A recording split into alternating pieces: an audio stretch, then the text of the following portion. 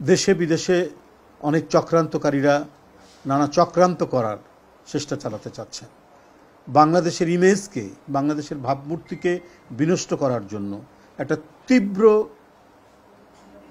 অসন্তোষ তৈরি করার জন্য হিন্দু সম্প্রদায়ের মধ্যে প্রচেষ্টা চলছে, নানাভাবে প্রচেষ্টা চলছে। এটা নিশ্চয়ই আপনারা সাংবাদিকতার দায়িত্ব পালন করছেন, আপনারা সাংবাদিক, আপনাদের কাছে সব খোঁজ খবর আছে।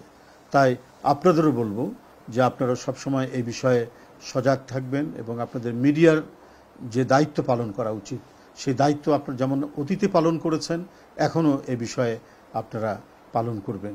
আপনারা দেখছেন দেশের নানা প্রান্তে নানা ধরনের ঘটনা ঘটানোর চেষ্টা চলছে। কোনো আইন প্রয়োগকারী সংস্থা তারা তাদের ঊর্ধ্বতন কর্মকর্তার অফিস ঘেরাও করছে।